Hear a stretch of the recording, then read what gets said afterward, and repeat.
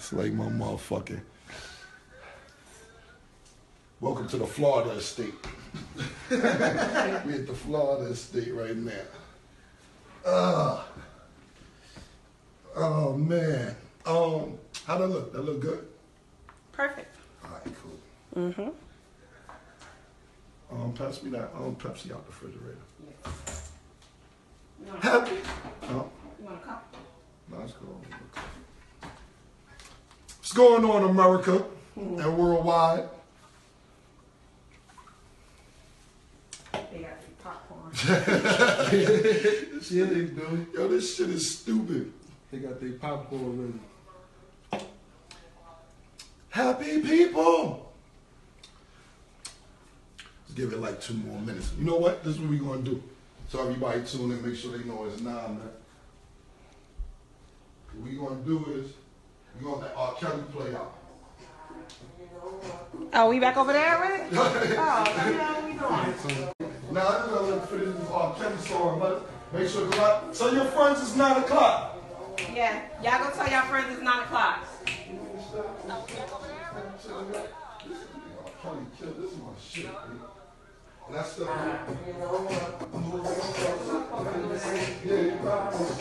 step to the left, step to the right, spin around and make it down. Let me see you when you ride the show. Step to the left. Number 3. Number 3. All right. That's good enough. Cool. They hear about it if they don't. Tell a friend and tell a friend. All right, cool. Yo, turn this way, bro. All right, cool. The reason I'm doing this right now is because Jim Jones went and did an interview with Funkmaster Flex after he signed with Roc Nation, and he basically was trying to make me look like a bad guy, which I'm not. I don't mind being a bad guy when I am. I'm cool with being a bad guy. No problem being a bad guy. I'm cool with that. So, but in this particular case, I'm not. I'm really not the bad guy. And congratulations to Jim, and congratulations. I really, really hope Jim is successful. I wish him the best of luck. And I was serious about that. I still am. I have no hard feelings about Jim. You know, it just threw me because he signs the Roc Nation, right? And then the next day, the whole conversation with Flex about me. It should be about what that man's doing moving forward, what he got going on, and what his future's like. You shouldn't dig 25, 30 years in the past because there's a lot of stuff that goes on in the past. Okay, so let me start by saying this, man. I'm Cameron Giles. I'm from 101 West 140th Street. Born and raised, that's where I grew up at. Notable people from my neighborhood that you may know. Big Al, Max B. Max B's from my building, actually. Huddy Six, Shamgar Wells, God Shamgar, coaches the Mavericks now. Herb McGruff, God bless the dead, Ali Mo. The list goes on. My neighborhood was very eclectic and had a lot of talent. And on 140th and Lenox, it's a park. It's a park out there. So a lot of people came to my block because it was popping. You know, Mace, he's from 133rd Street. I heard Jim say he's from 133rd Street between 7th and Lenox, you know. So me and Mace used to come to my block to play basketball. And that's how we started our relationship. So basically, I'm a basketball player. We'll do about 12, 13, 14, 15 years. I'm a basketball player. I'm one of the best players in New York City. I love playing ball. So I basically had a lot of people watching me, love me since I was young because I know I played basketball. The first person was 15 years old now, but I was 15 years old and won the championship in Russia. So basically, Big L was the big rapper on my block. Everybody loved Big L. Big L was like some big time rapper. You know, he wasn't big time, but when he got with Lord Finesse, it was like, oh, somebody really like, dang, it's a jinx on Harlem. Right from Harlem could get a record deal. Dang, Queens get the record deals, Brooklyn record deals. Long Island get those, like, damn, Big L got the deal, man. It's about to go there. You know what I'm saying? he's from the Bronx, but then he moved to the east side of Harlem. The story I'm telling you is basically based on the west side of Harlem. Cool. So Big L had an album, and he put all of us on his album. Me. I'm like, bet. I'm on your album, Big L? Bet. Can't wait. Can't wait. So he did a song called Ain't Enough, and he named the group Children of the Corn. So after that album came out, me, Mace, God Bless the Dead, my cousin Bloodshed, we kind of kept the name. And Digger also. We had a producer named Digger. We kind of kept the name Children of the Corn. 6 years old. The real 6 years old. And he always did beats. He rapped too back in the day, but he always did beats. Six Figure Digger, always did beats. So he had little home studios and little gadgets back in the days that the average person would have. Nowadays, everybody can get whatever, but he would go get turntables and all this stuff that people wouldn't have. So we started doing mixtapes and, not mixtapes, we started doing songs in his crib in Esplanade Gardens. And we was like, word, he got the studio. So me, Mace, and Bloodshed used to be at Digger's house doing little, little raps. We didn't even take it seriously. It was like, come on, man. Like, we didn't, this Diplomat shit or record deal shit was far-fetched. It wasn't even some shit that we thought about. So, cool. We doing stuff. So now, time goes on. Mace, I went to college. Mace is a year older than me. Mace went away to college first. He went to college and he got kicked out and came back and met this dude named Kuda Love. Kuda Love taught Mace how to be pretty. He was Murder Mace, Tough Rhymes, all this other stuff. Kuda Love is the dude who taught Mace, like, nah, Playboy, you gotta rap for the girls. Yo, you the one who gotta do this for the females and all this other stuff. And Mace followed that. And he met Puff, and he ended up getting signed with Bad Boy. So it's like, oh shit, Big L was one thing, because not dissing Lord Finesse and DITC, them niggas was dope. The whole DITC was dope. But Puff had this flamboyant shit about him. So it was like, oh shit, this is next level shit getting signed with Bad Boy. Oh shit, Mace got the wave right now. You know what I'm saying? So Mace didn't have an album out yet. So he was running around, just with the deal. So pause that right there because I skipped over some part. So we doing mixtapes. Back to when I was saying we doing mixtapes. Me, Blood, and Mace. I would see Jim from time to time. My grandmother lives in 1199. His aunt lives in 1199. So, on the weekends, you go see your grandmother, or twice a month you go see your grandmother, whatever. I would bump into him there and be like, okay, what's up? Just some what's up shit. Hey, what's up? What's good? He like, yo, Ken, what's up?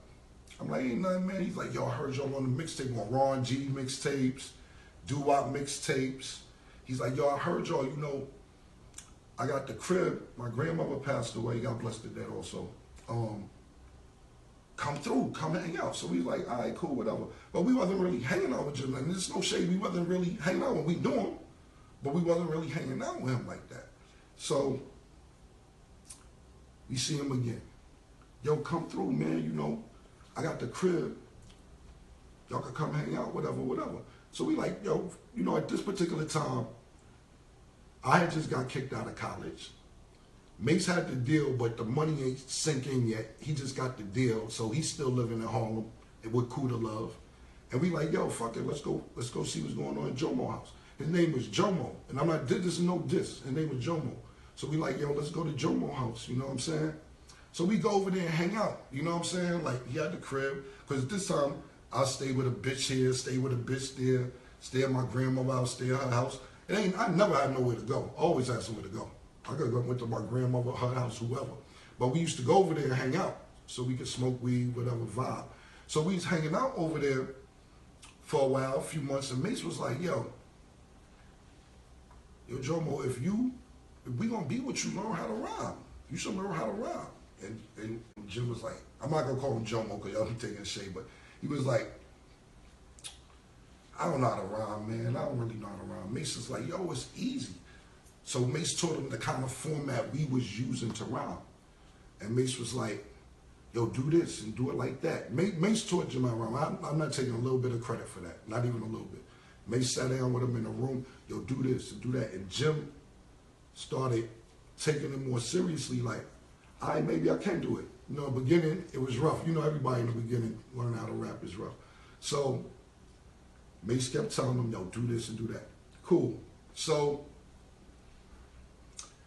you know, Mace is in the street. Everybody knows Mace got the record deal. Everybody's on Mace, yo. He running into beefs in the street. I'm out there basically holding Mace down when he's in the street.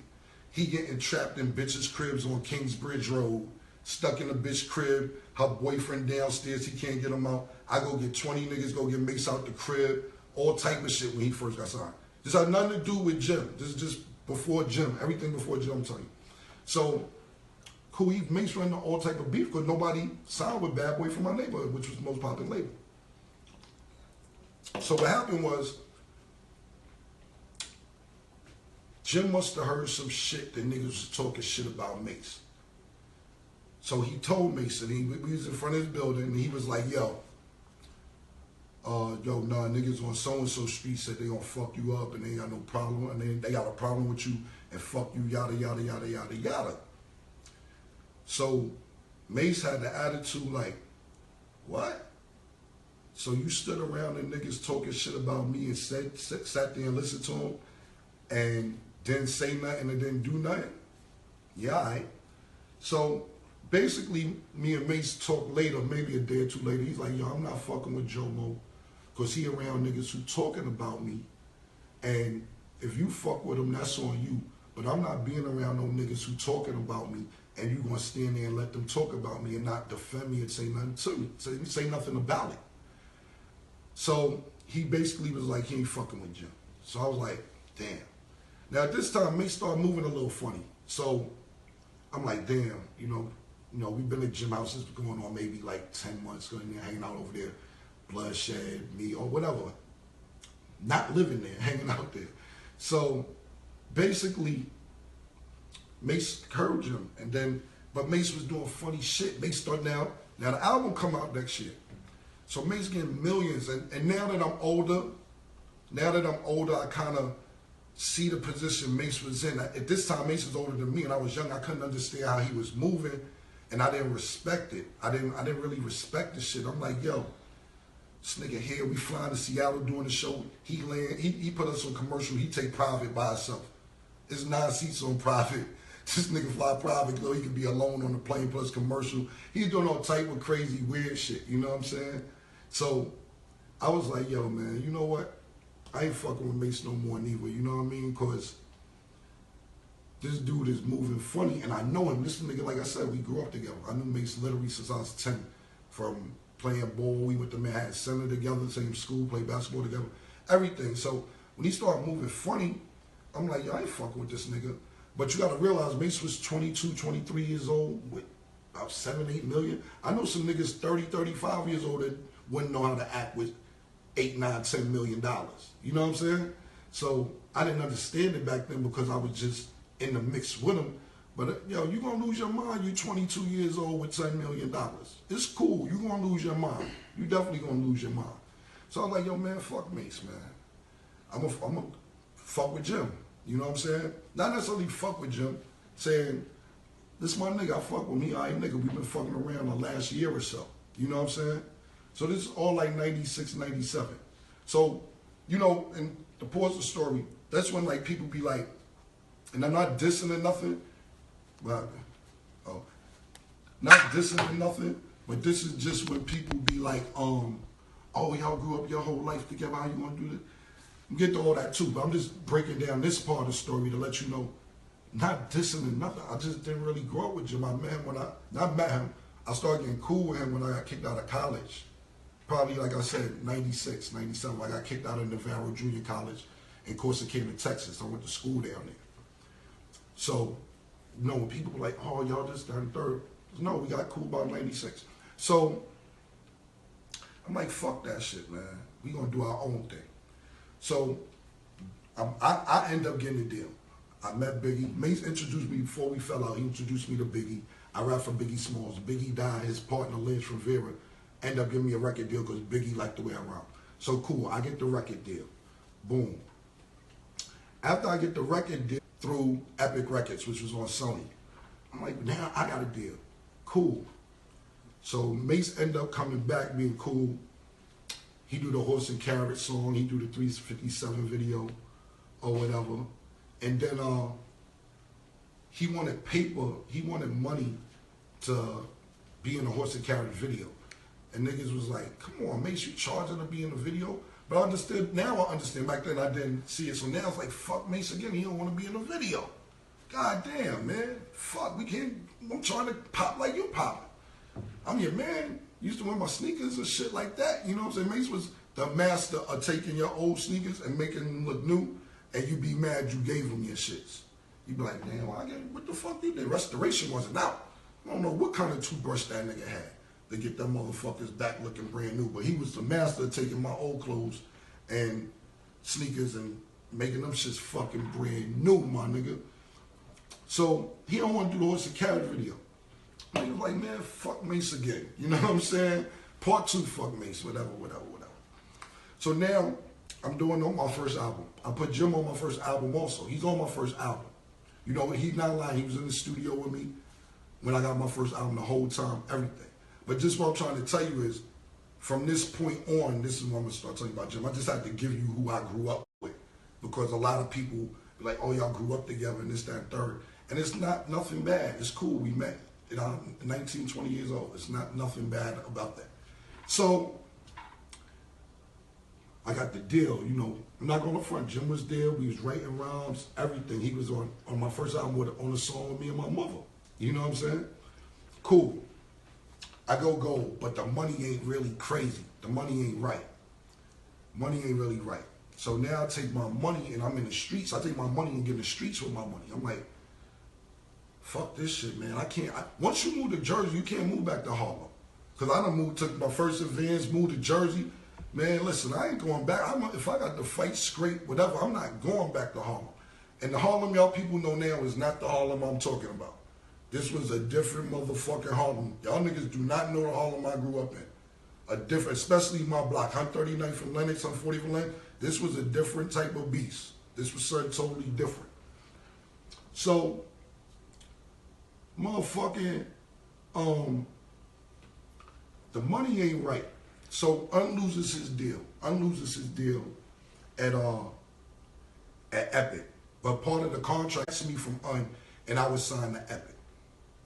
So now I'm working on the SDE album, my second album.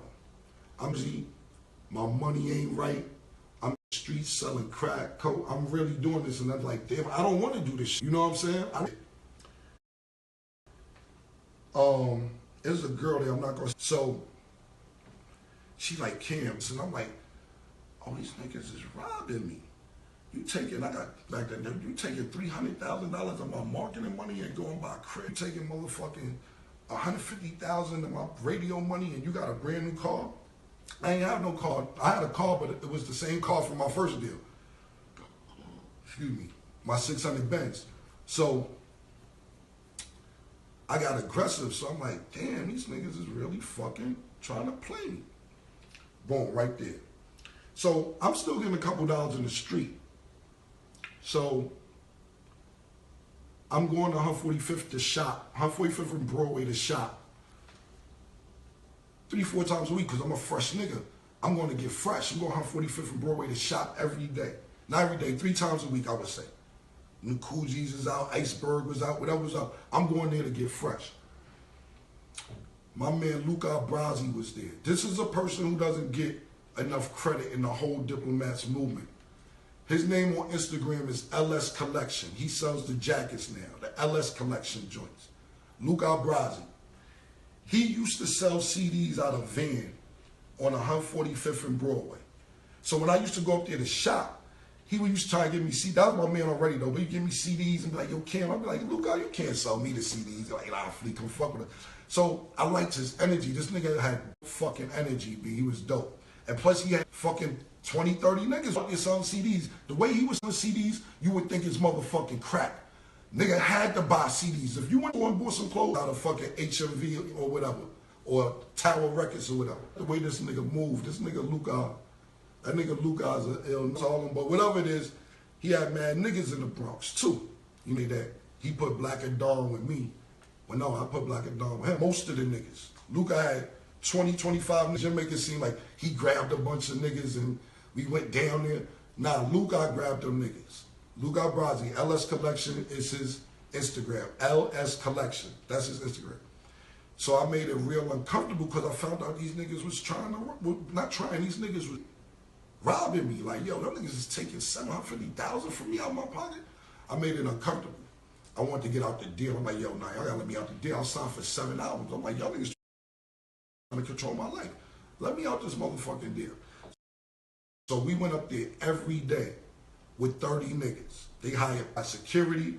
It was just annoying. Niggas was like, you know what? These niggas are coming up here every day. Let these niggas the fuck out. We don't know what type of animals these motherfuckers is. You know, now mind you, these niggas is niggas in cubicles in office. I got niggas straight off my front coming in a nigga cubicle, no haircut, no nothing, smelling like mad weed, and motherfucking just grab a nigga potato chips, eating. This nigga don't, the niggas who's running marketing don't know who the fuck these niggas is. They like, yo, who is this nigga that's eating my chips right now? It's me, nigga. Let me out the deal. Y'all niggas is bugging. So it became a headache, and they let me out the deal. Now, in comes Dame Dash. I knew Dame Dash since I was like 11 years old, 12 years old. Like I said, he lived on the east side, and Dame always had these big ideas, like, yo, I'm gonna run a rap label. Yo, Ken, by the time you go to the NBA, I'm gonna have a sports agency. I'm gonna do all this shit. You know, Dame was getting money in the street. Dame was 15 years old with a Maximum, the new shit. And you know, you kind of believe him, but you're not sure. But this own apartment at 15 years old, you see this nigga driving the new cars, and you like, well, maybe he will have a record label one day. Maybe he will do all this shit. You know what I'm saying? So, you know, me and became cool. So, you know, when I got kicked out of college, I used to go to Dame crib too. I'd go over there. And he was in the midst of messing with Jay-Z at that time. You know, nobody believed in Jay-Z. He's like, yo, I'm telling you, Jay's the best nigga. Nobody's better than Jay-Z. Jay-Z is the best, I'm telling you. And back then, this is when Jay used to rap like, like Jay had that effect flow back then. You know what I'm saying? He came on my job to battle Big L. And him and Big L, motherfucking had a battle. It was an epic battle. It was dope. So Dame is like the big time nigga block. You know what I'm saying? I don't know that. Nigga, he was just fresh. So me and him, I was about, we fell out over some bullshit, and I stopped speaking to the nigga. So Rockefeller started popping. Rockefeller was popping. Look, so I'm like, you know, Dame was my man, but we ain't speak for like 2, like, damn, man. Got this movement moving. I really, really need to holler at him. So I called and reached out to Dame. My man, Rel Mack, he from 142nd. Terrell, that was like one of Dame's best friends. So Rel gave me the number, I called Dame. I humbled myself. I said, look, we fell out. I really need your help right now. So he was like, all right, cool. Ain't no big deal. Got me off Epic. Just kill him. I watch it's pausing right now. Somebody calling. Yeah. Your phone is on Do Not Disturb? Nobody really got that number though. Oh, okay. Well, it's still pausing. Yeah, I don't know if it's too many people in there or what. It keep pausing. It's pausing right now still? It's like that too? What the fuck? No, we could see it from here. You good, but we could see it here. It's not. Nigga said Trump trying to shut shit down. See, it's paused right now, right? Move this shit around or some shit. Probably the internet. Is it moving yet? Yours moving? Mine paused. Damn, B. How does? But this shit ain't paused. Like go to another page on the gram and see. See it. Oh. Yeah, I know. That's what we're trying to figure out now. We don't know what's going on. You could. I'm back. It's moving. My shit moving. Moving after the Dame shit. Yeah. At the Dame shit, it stopped moving. Yeah. Catching up. I was catching up. Okay, cool. Sorry. Like you see, it's still. You said Trump trying to shut us down. This is a. Remember that In case you looking for them shits. Fuck it. If it come, listen, is we good again? He said, my sister said she could hear you. And I'm like, you know, people always like Cruz, you know what I'm saying? Neighborhood. That's why you love Cash Money. That's why you love No Limit. It wasn't like, now my childhood friend Tashawn, on Instagram, his name is Tobe Cobain. Tobe, T-O-B-B Cobain. He like, yo, Cam, I got this dude, man. You know, he like 15. He from my block. He dumb nice, but I just think he got the wrong record deal. He signed up in a bad record deal. And I'm like, yo, man, I don't want to hear that shit. Because I'm still not popping yet. You know, I'm just in the middle of, you know, back up, more the story. Matter of fact, because this was my second album. This before I went to Rockefeller. And I'm like, this when my shit was fucked up. I'm living in Jersey. I still got the same car. I'm like, but I started forming the crew before that. So I'm like, he like, yo, my man is nice. I'm telling you, he only 15. I'm like, I can't help myself right now. How am I form a crew? So I'm asleep in my car. My man Toe is driving my car, and I'm asleep. When he wake me up, it's some 15-year-old kid in the back of the car. And I'm like, yo, Toe, what are you doing? Like, well, what the fuck is you doing? He like, nah, this is my man that I was telling you about. His name is Jewels. And I'm like, all right, man, what the fuck? I just told you I can't help niggas out right now, but you got me here. You gonna put me in you gonna wait till I go to sleep, rock me to sleep, and basically motherfucking put some little nigga in the back of my car to rap, and I told you I don't wanna hear the shit. I can't do nothing. So I didn't say that. That's what I was thinking in my brain. So I'm like, all right, go ahead and rap. This nigga started, yo. This nigga spit some shit, B. 15 years old, we spit. I'm like, what's your name again, my nigga? I'm Jewels. I'm like, yo, this motherfucker crazy. I'm like, all right, you know, I played the cool. I'm like, all right, I'm gonna get with you. I get with you. I'm like, Told, that little motherfucker is nasty, man. That nigga's like, I told you. Told on his shit, man. Told like, yeah, I told you. I'm like, that nigga nasty. So I'm like, damn, I'm working on my second album. I'm like, yo, come down to the studio. So he come down to the studio. Jim is in there. You know, me, my homegirl, BB Guns. I don't know if Bianca's watching. My homegirl, Bianca. She was in there. So she was like, yo, you know, he come to the studio. He be rapping and all that. And we working on my second album. And I'm like, that nigga's nice. So my homegirl, Bianca, you know, she works for Trey Songz now and all that. But she's one of these people, too, that just know talent when she sees it and knows what's going to happen. She's always in the fucking right place at the right time. So she said, Cam, she said, yo, that kid can rap. The girls are going to like him. And he's a star. He could sell it. I could see it. I said, I agree with you, everything on if he cute or not, because I don't know. You know what I'm saying? I you know, if you tell me he cute, I guess he cute. You know what I'm saying? Whatever. So I'm like, yo, this nigga's nice. And the bitch is gonna like this nigga. So we all vibing. Now, mind you, this is now. So now Jewel's part of the crew.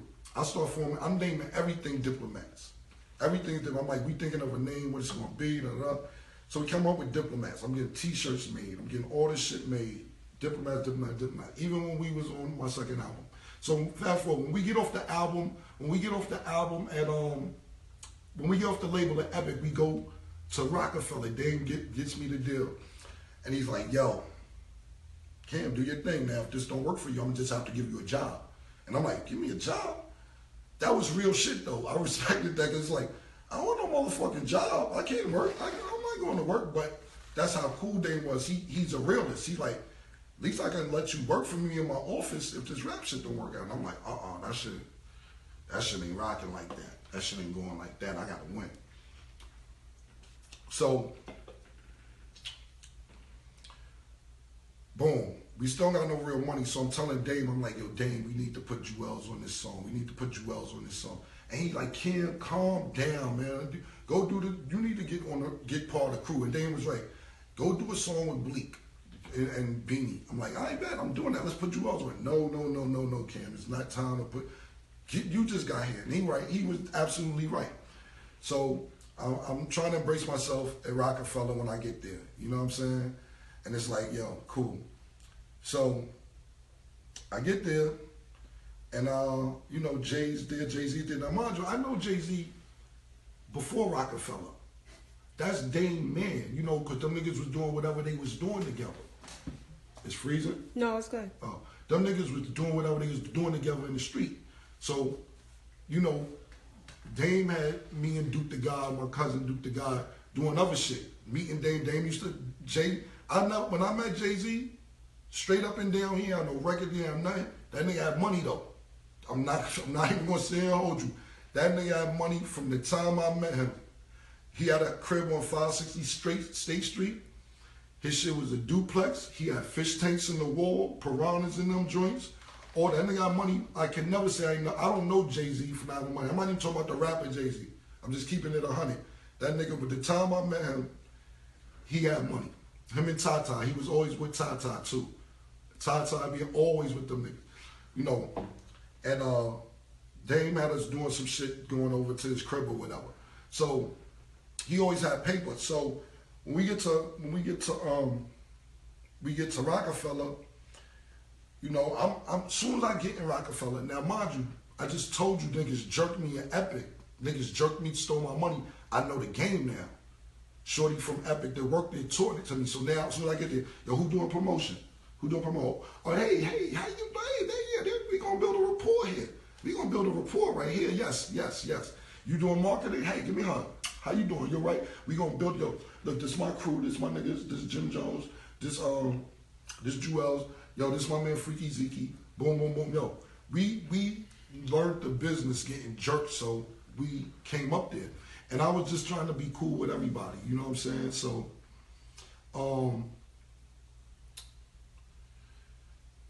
now I'm like trying to fuck with, you know, Jay's up there. I did a song with Bleak and Beanie or whatever. So I see Jay in the studio. Juan had a studio called Baseline. And I go there and that was like the Rockefeller studio. We go down there and do the song. I'm like, yo, Jay, I did a song, everybody, we need to do a song. You fuck around and do a song together. The nigga Jay look at me and go like this. Huh? Cool, you never do the song or whatever. You don't do the song. So I'm like, cool. You know, I start popping, I do some more stuff. I ask you, I'm like, yo, Jay, you think we could do a song together? And you like, I'm like, all right, bro. So, whatever. So one day, K Slay come to see me. K Slay, you know, at this time, K Slay was he's still the drama king, but he was like, all these beefs going on. He was the one playing all the beefs. So this is around the time, I guess, I don't know if it was Ether or something else came out. K Slay played the song, but he would play Jay-Z's song. Anybody who had this record, K Slay was playing it. So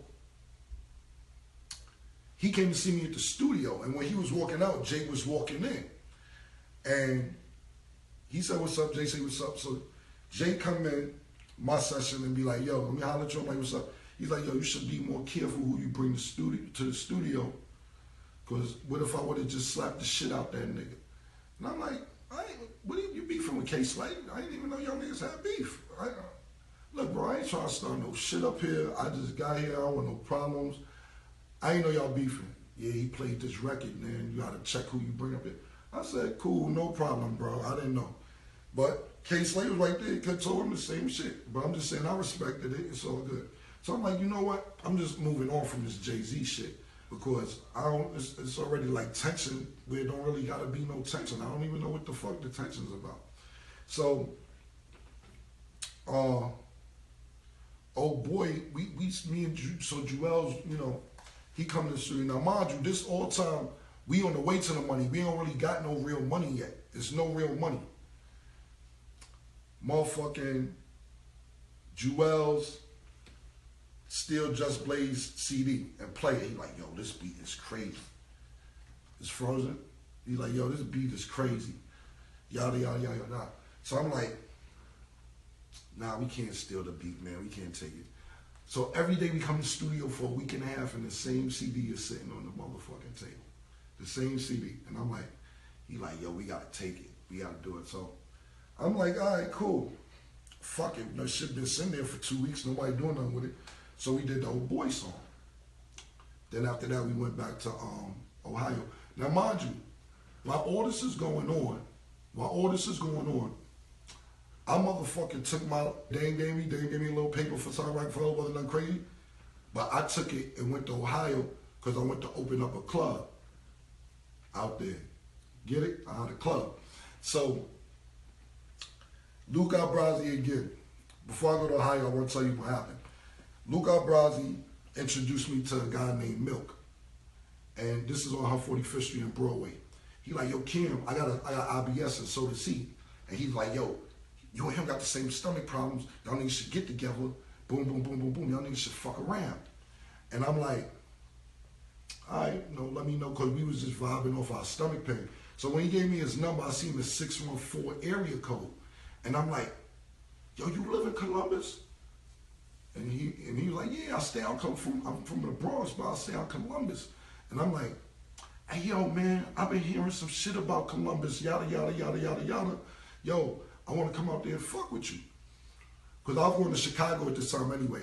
I had a girl I used to mess with out there, and I had a friend out there that I used to just take 2 pounds to him, and he motherfucking flip it, and then give me like, $3,000-$4,000 to take care of my shit for the month. And I had a shorty I was fucking with out there. And so Columbus is on the way to Chicago. So I went to Columbus. The nigga Milk, he got a crew of niggas, about 15, 20 niggas. And he was like, yo, you can eat out here, my nigga. The club scene is dope. It's a bunch of different stores we can open. We can get a restaurant. We can do that. I'm like, yeah, bet, that's dope. You know what I'm saying? So I went out there, and I was like, I'm going to open up a club. So I went out there and opened up a club. I took Jewels with me, and I took Freaky Zeke with me. Jim didn't want to go. Jim wanted to stay in New York. He didn't want to go out there to get to the money. Nothing, And I can't blame him because it wasn't a guarantee, but the shit turned out lovely. The shit turned out to be something crazy. You know what I'm saying? Freaky Zeke fucking ran that motherfucking club like he was fucking Sugar Ray in Harlem Nights, man. You know what I'm saying? Rather, he was quick, I was Sugar Ray. But the way that nigga ran that motherfucking club in Columbus, Ohio, we got rich. So now, it's like, yo, the rap shit is cool, but yo, nigga, fuck that shit now. Now we got rich off the club. So I'm like, fuck this shit. So now I got time to do the Diplomat shit. So now I'm on Rockefeller, but I'm forming the Diplomat's already formed. So I'm like, yo, we on Everybody mixtape. Back then, it was like Ron G, Doo-Wop, King Capri, a bunch of people, only DJ Clue, shout out to DJ Clue, definitely DJ Clue. Everybody had, DJs only had mixtapes. And I'm sitting there saying to myself, why don't we all do a mixtape? We on Everybody mixtapes. Jewel's on this mixtape, Jim on this mixtape, I'm on this mixtape, boom, boom, boom, boom, boom. So we formed the Diplomat mixtape. We was the first rappers, artists ever to have their own mixtape. Now it's, yo, get my mixtape, here's my mixtape, here's my mixtape. No artist had a mixtape before I did that shit. No artists in the world had their own mixtape. You was always on the DJ mixtape. And I was like, yo, man, yo, grab all the fur. By this time we have some money. Yo, grab the furs out the car. Yo, you put a fur on. Yo, you put a fur. Yo, you grab the fur. Luke had his own fur. Black had his own fur. Jim had a fur. Everybody. So when you see that Diplomat cover, that's what I said. Image is everything, because they like, all them niggas is getting it. Look like they're getting it.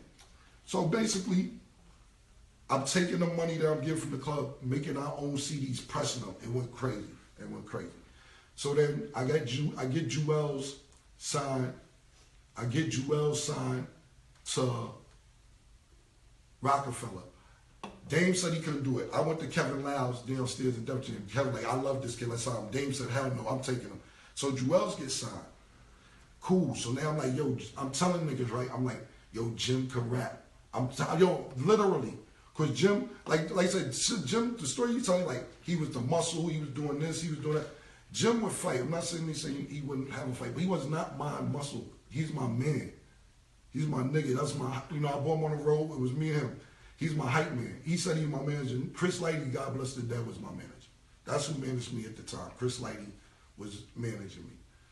But Jim was my hype man. So now, mind you, I'm like, yo, Jim gonna rap. Jim gonna rap. Jim gonna rap. Everybody like, Cam, get the fuck out of here. Jim ain't rapping. By this time, in between this time, Jim is perfecting his craft because Mace taught him in about 97, 98. He's perfecting his craft and he got better. So I'm like, yo, now we could go. Nobody believed me. Nobody believed me. The way they did it on Flex the other day, they downplayed that shit. Flex was like, man, you bugging. Come on, Cam laughed at me. Dame laughed at me. Everybody was laughing. I'm like, no, he's going to rap. I'm telling you, he's going to rap. Trust me. Trust me, he's going to rap. Niggas like, whatever, Cam. So what happened is, Koch, nobody fuck with Koch. Jim wanted to keep up with us, which was dope. I'm like, the whole Koch shit was Jim's idea. It was dope. He goes to Koch, and because Diplomats, the movement is popping, even though me and Jewels is on Rockefeller, they like, yo, we'll give you a deal. So Jim went and did a deal at Koch. We like bet because we all moving at the same time. We all getting money at the same time. So that's what's up, bet. Cool, Jim go to Koch. Jim do the record Certified Gangster. The shit pop. Niggas start playing it, boom, boom. They like, yo, Cam, I don't believe you really motherfucking got this nigga rapping. I'm like, I told y'all niggas. I told you he's gonna rap. Now, my man got a smash. Yes. Boom, cool. So now he moving. Let's get to this story, because he was like, the paperwork wasn't right. Cam robbed us, this, that, third. I never had, first of all, me and Jim not had the same lawyer, none. He finally got a lawyer. He never had a lawyer. Secondly, I never did no paperwork with Jim. Me and Jewels had paperwork. Jewels was signing me. Me and Jim never did a deal, ever. Pull it up. Tell him to pull the paperwork up wherever. I've never made him sign paper because he's my man. I'm like, man, we did this shit together, fuck it. You know what? Let me eat off one album with you, the first album. I'm like, let me eat with you off the first album. And then after that, do your motherfucking thing. And that's what we did, off word of mouth. We didn't have never had no paperwork with Jim Jones in life. Never. Ever in life had paperwork. So when he sit there and be like, oh, Cam robbed us out of millions, and I wasn't really the president and CEO and all that shit is lies, bro. It's lies. Word to my mother. I swear to God. We got the same accountant and everything. Sharon Benjamin should tell you, my nigga. I never had no paperwork with this dude because that's how much I fuck with the nigga. I'm like, I ain't got to do no fucking contract with Jim. Like, come on, my nigga. What I look like doing a contract with you? I never do no contract with the nigga. So, anyway, Jim gets the deal or whatever. So, it was cool. Everybody was moving. Jim was moving, I'm moving, whatever. So my album came out. It went platinum. It went platinum.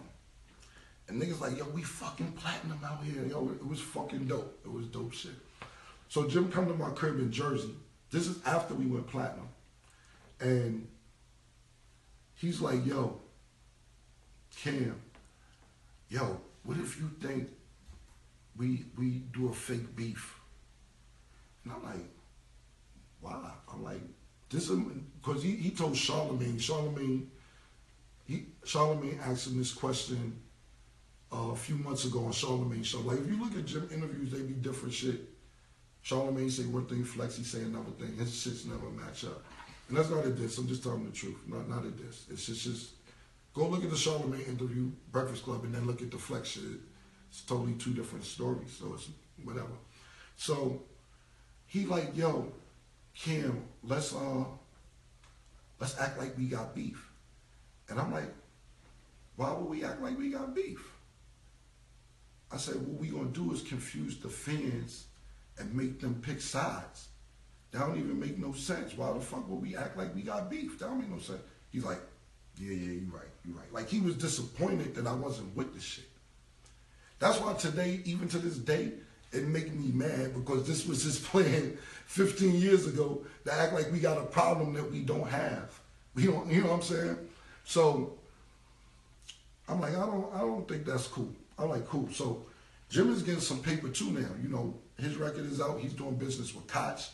And, you know, Koch comes to me now. I don't know if this is, I think it's the second album now. And they like, Cam, we about to put out this record called Reppin' Time. We think this the one. And I was in the streets. Jim had slipped balling out. Niggas playing it, and it was getting a good reaction. in the streets.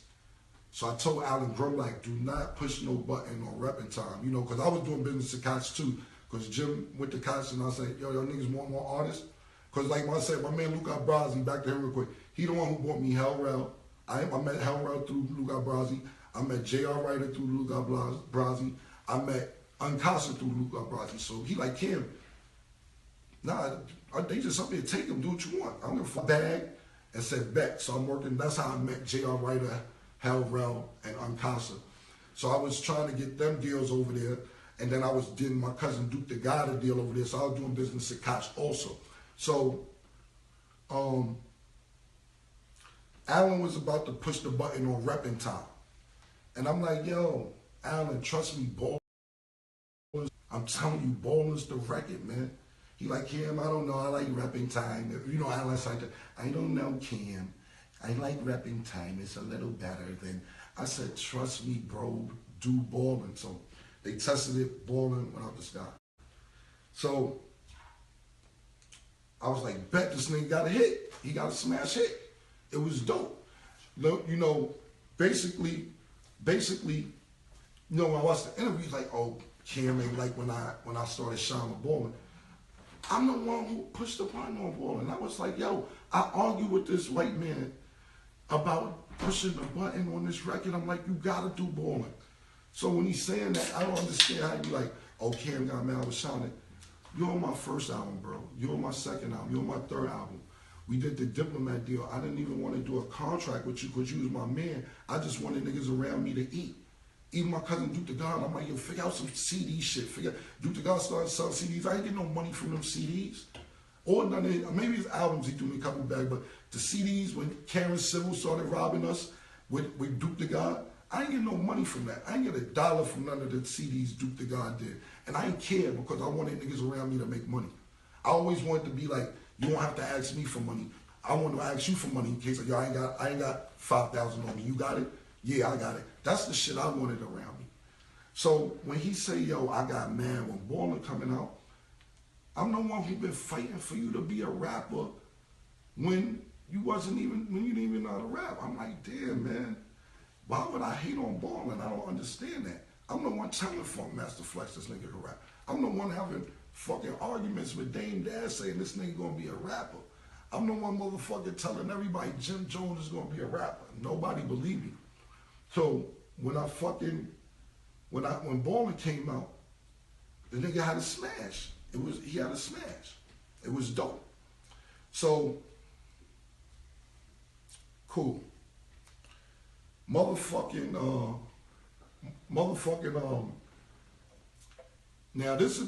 gonna tell you the truth. This is when shit started getting shaky.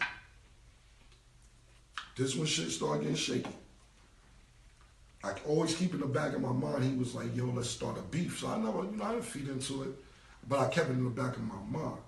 So I started seeing Bird Gang shirts. Now mind you, Jim started forming his own crew.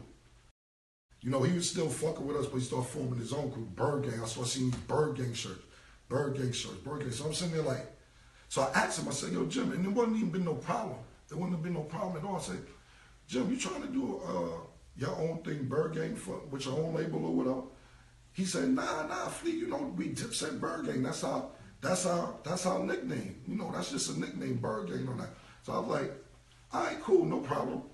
So what I did was, I'm just being totally honest, I copywrote the name Bird Gang. Because I'm like, if you're not trying to do nothing shiesty or trying to start a beef or separate yourself, it shouldn't matter if I got it.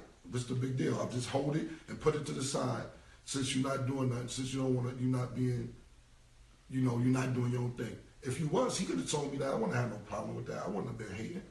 Look, if you want to branch over and do your own thing, that's not a problem. But you told me you wasn't. So I was like, I'll put it to the side. Cool, whatever. He started. Why you ran on me this way? Huh? Get to the fight. They told Jim Like, said you get ran to on it. him. Yeah. It started there? Yeah, it started. What else people want to know what they were saying? No, they just want to get to It the said- to this They response. said get to the fight. Jim told about you ran on him. All right, cool. I'm going to get the order enforcer shit later. I'm just telling the music portion of it, but I'll get to order America's Most Wanted and all this other shit.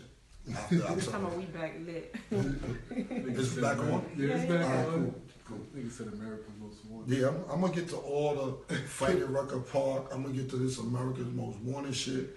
I'm gonna get to all that. I just want to get to the music Now he's part. talking about take your time, please. Yeah, cause Now it's taking his time. Y'all was just rushing him. Right. yeah, cause the thing is, I want to get to the music part because I don't want nobody to think I was hating musically. You get what I'm saying? Like I don't want nigga to be like, oh, Ken was hating on you. How the hell was I hating when I'm the one advocating for this dude to tell everybody he's a rapper?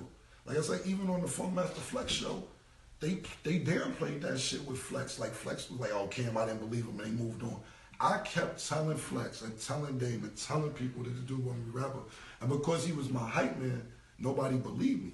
So I just wanted to get to those specific points because I don't want people to think I was hating. How am I hating it? Because before Jim had an album, it took 4 or 5 years. You know what I'm saying? So, Charlotte said they wish you would have came on a Breakfast Club and gave this speech. what happened? Charlemagne and him. Yeah, Charlemagne. Yo, let me tell you something real quick. I'm gonna get back to the story. Charlemagne, Funkmaster Flex, y'all niggas is the best fishermen in the world. You know, the problem is I'm not a fish. It's my bad, see to God, I'm not a fish. Y'all niggas get these niggas on these shows and throw no questions like watch them bite. Nah, this is some funny shit. Niggas say, yo, watch them bite, yo. What about this? Boom. Like for instance, like I'm getting back to the story, but like I was looking at the Breakfast Club shit with Jim, and Envy is up there. Envy's like, well, do you feel a way that you can't do anything with Jay-Z or Nas because it's because of Kim you can't do anything because of Jay-Z and Nas. It's because of Kim. And nigga like, yeah, you know, I always had a report. Yo, bro, like I told you, that's why I told this whole story is because you talking about you can't do nothing with Jay-Z and Nas. None of this shit would have been possible. Nothing. Well, you know, my bottom line is, and I'm going to get back to the story. We all helped build a Diplomat brand, the builder, let's say the Diplomat building, but I own the land. Right. You can't build a building if you don't own the land. Right. You get what I'm saying? So, yeah, see the guy, y'all niggas is some funny dudes, man. Y'all niggas throw these questions and you get these niggas to bite or whatever. You can't get me to bite, bro. That's why I did this shit myself. Who else did this shit on live, my nigga? I'm not for that. And you my man, we see the whole program. I'm a big fan of the Breakfast Club. It's like Breakfast Club fuck with y'all so much. You had Ebro hating on me the other day on his show. Say, oh Cam, never get no money. Yo, bro, that shit corny. You know what I'm saying? I fuck with our name Summer. I just think that y'all have a better show in the morning time. Just in the morning time. I fuck with everybody. I fuck with everybody all in New York. I just think y'all have the best morning show. Period. So where I'm at? Bird game. Back to the bird game. Where I was Y'all at? back. Where I was at though? Back to the bird game. Oh yeah, so you know, he started doing this bird gang shit and all this and I'm like, you know, I'm thinking, why you branching off or whatever? So I copyright the name just in case. So no, I was at Ballin. Ballin came out and he was popping. You know, you get Stack Bundles, God bless the day. Girl named Jaja from Miami, she was dope. He had some kid from Baltimore that sounded like Jay-Z that was dope. And then he got Max B. Now Max B, and Jim's on right, he's the one who put Max B on. Max B is from my building. Him and Mike Bruno are from my block. And Max B, he wasn't Max B, his name was Charlie Rambo. And Charlie was ill, man. Charlie was one of these niggas that would piss in a bottle and bums would be sleeping. He poured a piss on them and laugh and shit like that. Like he was a funny nigga. Charlie Rambo was a funny nigga. So he was always getting in trouble though, in and out of jail doing his thing. And you know, that's just the environment we lived in. So he got out of jail, he come up to me. This is word for word. So I'm like, Charlie, what up? When you guys say, yo, Flea, I just came home. I said, y'all say you always just coming home. Pause, baby. Okay, we're back. He said, you always just coming home. So I said, he said, yo, Flea, you know how I rap now. Let's get this shit clicking like Dorothy's heels. I said, yo, I laughed like that because I couldn't take him seriously. Because this is my man. He from my building. I'm like, you rap now, Max? I mean, Charlie, he like, yeah, my name is Bigger Valley. I said, Bigger Valley? He said, I'm Biggie and Tupac mixed in one. But I'm laughing again because, like I said, I know this dude from my building, and you know, I couldn't really take Max serious because I didn't see the potential. Because, you know, I'm not God. I don't always catch every artist and be like, oh, how you missed this nigga? I just didn't see it because I fuck with him, and I didn't hear him rap at that time. I never heard him rap. So I guess Jim, some type of way, got with Max. I don't know how Mike Bruno got with Jim and they got together. So Jim called me like, yo, I'm gonna fuck with Max B. And I was like, yo, go ahead, do your thing. I didn't know it would be this type of situation. I'm just being totally honest. I didn't know. So, you know, even when they start beefing niggas from my block, like, how the fuck you let that go down, Ken? And I'm like, yo, cut this shit. You ain't know Charlie was gonna be this good. Cut it out. You ain't know Charlie was gonna be this fucking good. Yeah, but no, Manel's fucked up. Him and Jim beefing now, man, fuck it, man. I'm like, yo, bro, I don't know. I can't really get into Max B, Jim Jones beef. I don't really know how that shit started, but Max B always coming to me on the block, like, Flea, man, get me out, let me come fuck with you. I said, man, I'm gonna keep it 100, bro. I'm gonna keep it all the way tall. I didn't see it. I didn't know. And you and Jim did see your talent more than I did. So I can't just like motherfucking take you from Jim. It's his deal. And motherfucker, I didn't know you was gonna be this good. I wish I would have because we from the same building, but I just didn't know, and I'm being totally honest. So he's forming this bird gang shit, and I'm like, I thought we all supposed to be the diplomats. Why is this little side bird gang shit? You know what I'm saying? This little bird gang shit on the side. I'm like, back of my brain, like, let's start a fake beef. So I'm like, all right, this nigga's branching off. I see him branching off. It's cool, ain't no problem. But this still my man. We ain't have no friction or nothing. So Ballin' come out, like I said, we ain't have no problem when Ballin' came out. I may came to video late or whatever. I seen him say I never came to one of his shows. I'm sorry, I don't remember not coming to one of your shows. I just don't believe that. I'm not gonna sit here and say, maybe the way he described it, he said I never surprised him about it. Well, maybe I didn't surprise him, but I came to plenty of your shows. I wasn't hating. Why would I hate when I've been fighting for you to be a rapper for 10 years? So what happened was this, and I'm just being totally honest, man. This is when everything got fucked all the way up, B. I'm being honest, B. I'm telling you the truth. He could say I didn't come to the show. He could lie and say I robbed him of millions of dollars. I ain't robbed nobody because, let me explain something to you. This was the deal. Jewels was signed to me. And that's it. I had the Diplomat album and Jewels was signed to me. That's it. I ain't had no paperwork with J.R. Ryder. I had no paperwork with Hal Relder, my niggas. Them niggas with the Baby Gram and did their own deal, and that was cool. They could use the bird, fuck it. It's all good. Jim, never had no paperwork with Jim, so how did I rob him?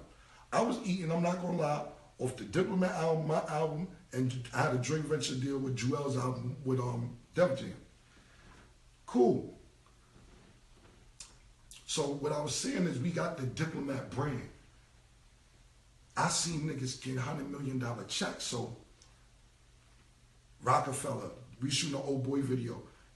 Kevin Liles and Leo Cohen, these dudes came and presented Rockefeller, Dame Dash, Biggs, and Jay-Z with a check for $125 million. I don't know how much Irvin, Murder Inc. got. They was getting some mad bread over there. Rough Riders had just caught a D. Shout out to D from Rough Riders. He caught a wild check over there. And I'm like, yo, when I seen them niggas cash out for $125 million, I'm like, we got to keep grinding. We got to. Because right then and there, I would say we was probably worth 15, 20 million at the time. Like, we ain't gonna go for no 15, 20 million. I just seen the nigga hand the nigga a check for $125 million. So, I don't know what he said I robbed him of. I didn't rob him of anything. He had these artists, and like I'm not throwing no shade. You have Max B, you got Stack Bundles, them two alone. Put them out. You could have ate, you know what I'm saying? Jim kept using them for his albums instead of putting them out. And like I be telling people, I'm like, you know, Jim, if you think about it, just think about it. And like I said, I gotta always say no shade because everybody can shade. Jim never put no artists out. Jim has never put an artist out. I got all the artists. I got all the talent. I was in the street recruiting all these rappers. Jim ended up getting some rappers, and what he did was use them for his album instead of putting them out. Max B may not be in jail if you put his album out. Or Stack Bundles might have got out of Far Rock if we had an album out. Jim never put these people album out. You know what I'm saying? If this, you know, like I said, no shade, just think about it. Google it. Do the homework. What artists he put out. I'm not dissing. I'm not dissing at all. I'll sit here and wait for somebody. Tell me if they tell me who album he put out. Nope. Nobody. Shit, crickets. The real crickets getting in the back.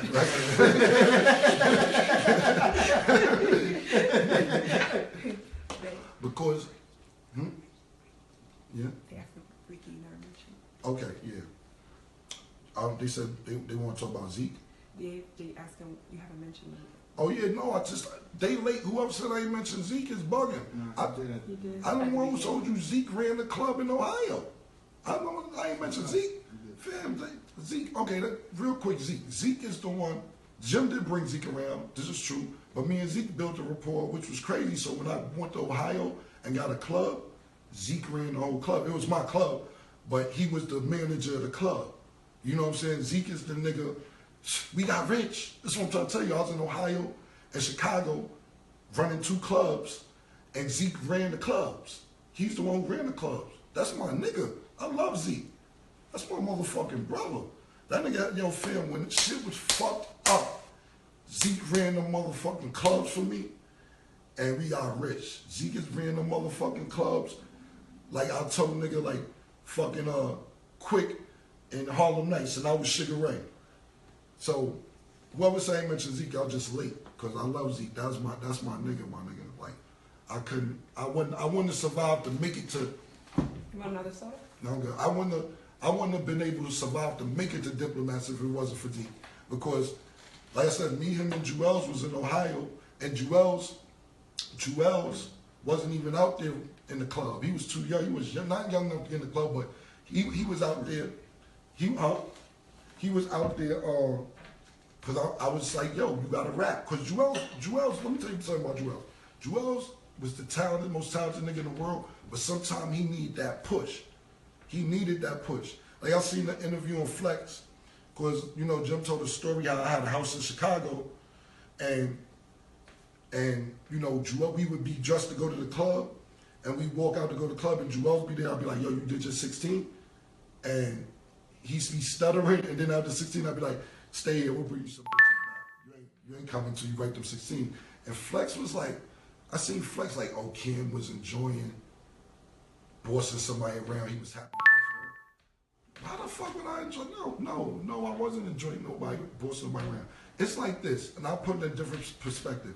If you got a basketball player and you a coach, you want to keep him after practice. You want to make him come early because you know his full potential. He may be better than all the other basketball players, but you want to be harder on him because you know his maximum potential, and that's just how I felt with Jewel. So I'm like, this kid, he don't put 100% into it, but if he did, nobody would be able to touch this kid. So when we was in Chicago, when we was in Ohio, when we would go out, I wouldn't let him come. Or even my crib in Jersey, he's like, nah, you can't come out till you do these 16s. Because I want to hear him. Them shits was fire. I wanted more for me. Fuck the public. Give me more. Give me some 16s from my own motherfucking inspiration. That kid was fucking bananas. So when Flex was like, oh, Ken was enjoying bossing somebody around, nah, bro, it ain't like that, bro. Sometimes you see potential in somebody, and sometimes the people that you see potential in needs an extra push to reach their maximum potential. And that's what I was doing. I'm not enjoying bossing nobody around, bro. Not at all, man. No, not at all. That was my brother, and I knew that nigga was nice. So cool. Ballin' come out. And like I said, I just want to get to this part because Jim was, oh, I robbed him and did that. Like I said, I never had no paperwork with this man. That's how much I fuck with him. I never did a contract with him. Do you, man. Get the money. Get the artist. Okay, cool. You ain't brazen off. I see you building your own crew. No problem. Whatever. So, me and Jim used to get a lot of women. We had a lot of women. We shared a lot of women. You know what I'm saying? That's just the era we grew up in. You fuck this bitch, I fuck that bitch. You know, we fuck around bitches, yo, da. Boom, whatever, right? So, and this is just being honest. This is just, I'm telling you what happened. Because he'll say, I robbed him. He'll say whatever. He'll say, This is what I did, and I'm not going wrong. I was dead wrong for this. I was dead fucking wrong, and this is where the whole shit collapsed at. This is where everything went all the way downhill. I'm being totally honest.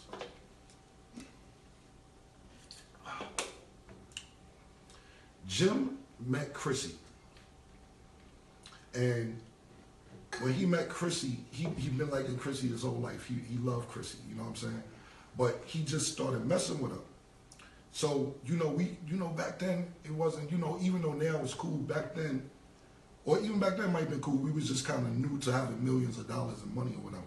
So Jim just meet Chrissy and he started messing with her, and he's buying her bags and buying her shoes like the first 2-3 weeks he met her or whatever. So I was like, yo, you tricking, man? What is you doing? You tricking, you bugging, or whatever. So this is my mistake, and I'm being totally honest. And if I can do it over, I swear to God, I would do it all the way over, because I see how their relationship grow, and I see they're still together, and I think that's real dope shit. I think that shit is hot. I didn't know it would grow to be that, but I'm thinking from a mindset, this is my man. Last month we was fucking bitches, now this nigga is buying what's the name, so I didn't know it would turn into this. So what I did was I made these t-shirts, and it said, Tricky Ricky, AKA Jim Jones is a trick. And on the back of the shirt, we had mad niggas in jail. Snags was in jail. My man Chanel from 115th, Young Handsome, he was in jail. We had a lot of niggas in jail at the time. And I was sending them money. So I made the shirt that said Jim Jones, Tricky Ricky, and he not looking out for none of our niggas in jail. And on the back of the shirt, it had all our niggas in jail, and I had called them a trick. But I wasn't looking at it like that. I'm looking like that's how we played. I wasn't trying to disrespect them, because I didn't know their relationship would grow to be what it was. But them shirts hurt. You know what I'm saying? I had niggas wearing a shirt in the studio because we was cool. Niggas took that shit serious, B. He took it serious. And to this day, I'm about doing that. I really do. I apologize about that. But it's not from the perspective of that's what we would. That's my man. We fucked some bitches together last week, 2 weeks ago, a month ago. I didn't know it was like that, which will turn to this, and I'm happy how they relationship grow. After I did that shirt, though, everything was downhill. And niggas start acting like it's the business. Start acting like Cam is robbing us. Yo, Cam ain't doing this, Cam ain't doing it. That's when the shit fell out, after I made them shirts. So, even like with Jewels, me and Jewels had fell out.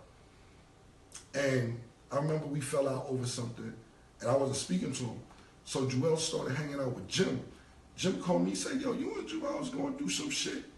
I said, yeah, we going through a little something right now, whatever it was. He's like, I knew something was up, because this little nigga keep calling my phone, wanting to hang out with me all the time all of a sudden. This little nigga don't be hanging out with me. I knew something was up. It's all good. So me and Jewels was speaking over something, and him and Jim built a better rapport, because Jewels was with me all the time. We was in all these different states together. But that's what Jim was like, he's like, yo, this little nigga keep calling me, I don't know what the fuck is up. Jewels started hanging with him, and I'm like, cool. So after I did the shirts, me and Jewels didn't have the best relationship in the world. Then I did the shirt, me and Jim's relationship wasn't really doing well. So them niggas started doing shit together, which was fine with me. It didn't matter to me either. It was all good. And that's how the relationship between me and Jim Jones went bad. Nobody really knows this though, you know what I'm saying? Cool, I don't have no problem with that, cool. In my brain, I'm like, let's just keep whatever the problems is covered up so we can get the 120 that Rockefeller got. Rockefeller got the 125 million. Let's go get the 125 million that them niggas got. Let's get it. If we got problems, so what? Sweep them shits under the rug. Don't tell nobody, whatever. Cool. So I'm downtown at the club one night. I'm by myself. I'm chilling at the club. Jim is he's a blood at this time. Jim is blood. So I don't know. I'm not a blood. I'm not a gang member. I'm not none of that. I'm just Cameron Giles. I'm cool with all the gang niggas, Crips, the Bloods, my niggas, both on both sides. I'm just not a gang member. So Jim got all type of beef or whatever. If he got a problem, cool. Ain't no problem. I got a problem too. I don't know he got a problem with some nigga with True Life. I guess they was beefing or whatever. So them two niggas is beefing, whatever. I'm downtown at the club by myself, Dolo. True Life and like 3 niggas get out of car. I was like, yeah, fuck Dipset, da da da. da-da-da. We get into an altercation down at the club. It's like 3 or 4 of us niggas and it's me. So we get in an altercation. You know, the next day it's publicized, it's all blown out of proportion, whatever. To me, that shit cool. I got caught slipping. I didn't know motherfucking, I was beefing with this nigga, but it's fine. I don't got no problem. It is what it is. That's part of the street shit. So, you know, it's on the radio, whatever. Jim goes on the radio that night and tell Miss Info. This is how, I'm gonna be honest with you, a lot of shit was built off the diplomat shit. Miss Info, she ended up getting a job. Her name was Minion. She ended up getting a job at High 97 off of this shit called Miss Info because she knew us. I had a personal relation with Miss Info, and Jim did too, off the whole shit or whatever. But more story is, he calls Miss Info and tells people on the radio, after I get in this altercation, yo, Cam's on punishment. Huh? Cam's on punishment. Miss Info's on the radio. Nobody knows we got a problem, whether about the shirts, whether with Jewels, the public don't notice. And my thing is, keep shit in the house. To me, all this shit we doing right now is bird shit. But I just don't want niggas thinking I'm some bad type of guy or whatever. This is why I'm doing this shit. I think this shit is bird shit, personally motherfucking being on live and do when a nigga got my motherfucking phone number. I think this shit is stupid. Jim gets on the radio and says Cam is on punishment. What the fuck you talking to? Who the fuck? I'm on punishment. Who the fuck is niggas talking to? So that's when shit started getting public. And I'm like, yo, bro, this nigga out of line telling me some shit like that. So I'm sitting there like, I'm on punishment. All right, cool. I ignore this shit, whatever. Now the public knows we got problems. Nobody in the public ever knew we had problems. Cool. You want to make it publicized? Cool. I'm on punishment for getting an altercation with a nigga you had a problem with. And this same nigga, the same nigga you talking about, took your jewelry. You know, you go on YouTube, JoJo Capone, shout out to Joe, I've seen JoJo, you know, all that shit is old, so JoJo Capone, shout out to JoJo Capone, and True Life, I just seen JoJo in Chicago, shout out to him. And like I said, all this shit is old, this ain't shout out because he did that, it's just, I just seen him, we all cool, whatever. How you gonna say I'm on punishment because a nigga you got beef with that robbed you, got your shit, I don't even know you got beef with the nigga. These niggas got Jim jewelry on YouTube. Yeah, we took Jim Jones bringing all this other shit. And I'm sitting there like, let me know what the fuck going on in the street so I know I'm moving. But we didn't have great communication at that time. Our communication was lacking. So I'm like, cool, nigga gonna say I'm on punishment, boom. Right after that incident happened, my mother had a stroke a week later. Less than to this day, her whole left side of her body is still paralyzed a little bit. So I'm like, damn, you know, I gotta make sure my mom is good because she had 3 strokes in one day. So what I did was I took my mother to Fort Lauderdale to the best stroke doctors down there, and I rented a townhouse down there, and I had to make sure my mother wasn't gonna die. I didn't want my mother to die, man. Just take a couple months for her to get her walking back together. You know, her speech to this day is still impaired a little bit to this day. So I'm not, after that incident happened, I had my mother, so I'm off the scene for 2-3 months. And they like, oh, Cam is hiding. Cam ain't around. Niggas Cam. Then now the Jim like, oh, that shit happened. Cam niggas ain't around. Oh, niggas missing. So after that incident happened with True Life, and then my mother had a stroke, and then I had to make sure we good. Niggas don't know. Niggas ignore the part about my mother having a stroke, and just talk about act like this situation is why I wasn't around. You know what I'm saying? Cool, whatever. So Jim starts getting petty with people. If you hang out with me, he not fucking with you. I'm not on that shit because we got a bunch of mutual friends. We got mad mutual friends. To this day, we still have mutual friends. And I'm not that type of person to be like, oh, if you with Jim, don't hang with me. Like I said, I've known this dude going on 20 years. I'm not like that. Oh, y'all, I was just with Jim, cool. You tell Jim you was just with me. Stay over there. Let Cam take care of you then. Let Cam take care of you then. Yo, he tell a nigga, I ain't gonna say a nigga name. One of our mutual friends was in the studio, not even in my studio. He was in the studio, and he just put up a picture in the studio. Jim called him like, "Oh, you over there at Cam's studio? Let him take care of you. I hope he gonna take care of you." This, that, and the third. And it's like, yo, bro, if a nigga, why a nigga can't come to my studio? Me and you never had no real problems. Okay, the t-shirt was wrong, whatever. Boom, I'm past that. But why are you threatening niggas because they trying to just get out the hood too? They go in the studio, so if a nigga come to my studio, they can't go to your studio, and we all known each other 20 years. If you don't want to fuck with me, but don't make niggas make choices. And that's what he started doing. Yo, if you over there fucking with him, don't call me, I ain't fucking with you. Oh, you over there fucking with niggas, I ain't fucking with you. And I'm like, I'm not on it like that. I don't give a fuck. If nigga leave with me right now, go hang out with Jim. That shit don't matter to me. I'm not on that shit, my nigga. That shit is girl shit to me. Not calling Jim a girl because they, oh, you calling him a girl. I'm just saying it ain't like it's a bitch. It's niggas. Ain't like, yo, this bitch is over here fucking with me, then you go fuck. It's niggas. It's niggas, bitch. It's just not no bitches, my nigga. So he still do that to this day. It's like 5-6 months ago, I'm shooting a video. We used the same videographer. My man, I Am Ghetto Nerd. What up, my man Clifton Bell. His name on Instagram, I'm pretty sure he's watching this. I Am Ghetto Nerd.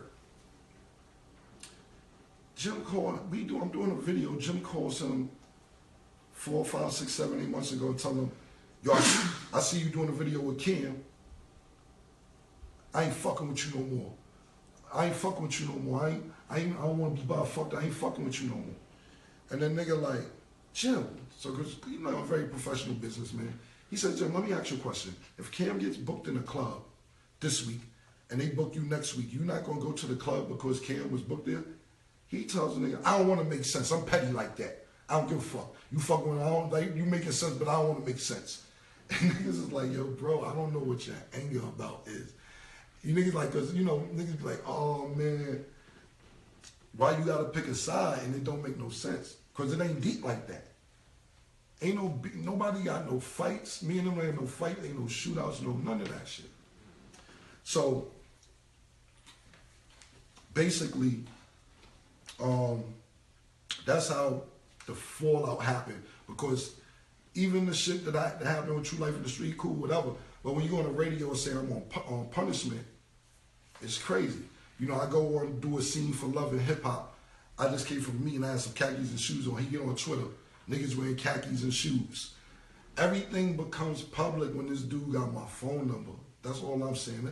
Like even all this shit leading up to this, you have my phone number. You can call me, my nigga. This shit don't gotta be publicized. Basically, what happened is this, and I'm just being my opinion. I could be totally wrong. He signed to Roc Nation, right?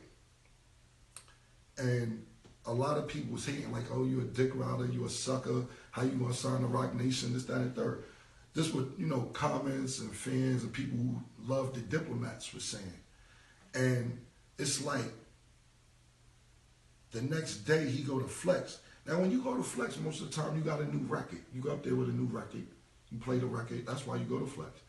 I think he went to Flex, or Flex called him to justify him signing the Roc Nation. That was justification. Like, oh, I'm getting a lot of backlash, I signed the Roc Nation, so let me go make up this fucking story about how Cam robbed me and I got a new lawyer and he ain't giving none of us our money and I have $1,500 in my pocket and I fought everybody for the Diplomat to just justify him signing the Roc Nation when you should be like me. Only reason I did this shit tonight, and I still got more to tell. I'm gonna get into America's Most Wanted, the Rucker fight, all that shit. I'm just telling you right now, but I gotta get into the tough part. I just did all music part. We got sections of this shit. We gonna get into all this tough shit in a minute. So, me, I signed a Roc Nation or whatever. You know, I'm 40 years old. I'm not signing a motherfucking person. I'm just saying, to me, it seemed like he had to justify it and make up all these stories of how I robbed him and how I used to stay. He gave me a place to stay. And you used to give me fresh, and you was my manager. This nigga say he's my manager, my hype man, dog, just say you signed the Roc Nation. That's it.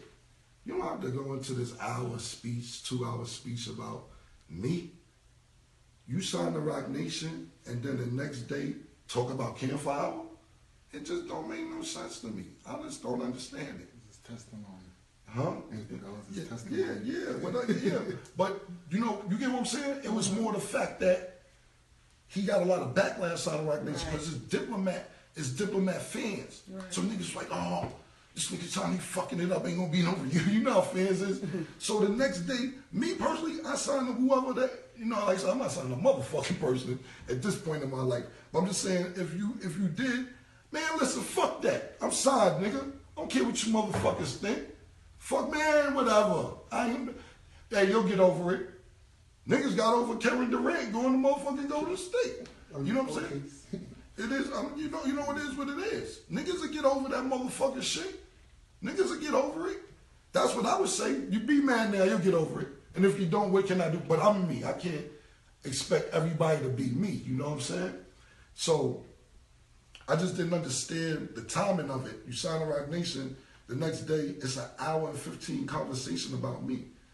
Man, just like, congratulations, bro. Congratulations. You ain't gotta go through this elaborate bullshit story to justify you signing with Rock Nation and crying on that. That's the only reason I came up here, because, you know, it's like, oh, that man poured his heart out. And a lot of stuff that he said was true. I'm not discrediting the whole story, but a lot of shit he said was not true. A lot of shit was not true. You know what I'm saying? And then he like, oh, he was crying. But Jim is emotional. He said it on the show, he's mad emotional. He does things off emotion. Even when this shit is over, he gonna get on the gram and do something emotional. He is. I'm just telling you. He is. He gonna write some shit. Oh, niggas. He's like that. I'm telling you, he's gonna do that. That's what he's gonna do. He does that. Or go on Twitter, or he'll wait a day or two because I said it now and say something else. That's just the way he is. Ain't nothing wrong with that. He's just an emotional guy. You know what I'm saying?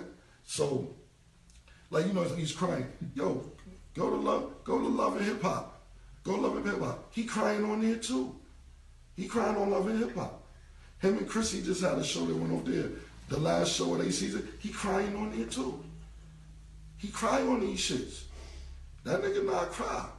I'm not dissing him. I'm just, you know, niggas be like him trying to diss. He ain't just cried yesterday in that interview. He been crying. Because he's emotional. I'm not saying his tears are fake. I'm not saying he does it to be. I just think he gets that built up emotionally to where he cries. Because he's just built up emotionally. Like I said, when you get a chance, I don't know if it's on YouTube or any of that other shit, but on Love and Hip Hop, he's sitting in front of his mother house crying over some shit with him and his girlfriend and his mother. And I get it. I understand he wants his girlfriend to get along with his mother. I want my girlfriend, I want my wife to get along with my mother. I'm not going to cry. You know what I'm saying? Whatever him and Chrissy got going on, like, he's crying. And, you know, niggas call me, because I don't watch it, then I'll turn it into, I'll catch it on demand or something like. And, you know, that's still my nigga. Like, I'm not talking about the interview all day, so that's still my nigga. So I'm like, I'm looking, I'm like, don't cry. I'm looking at the show TV, I'm like, do not let that tear come down. Don't fucking cry. Oh shit, he's crying.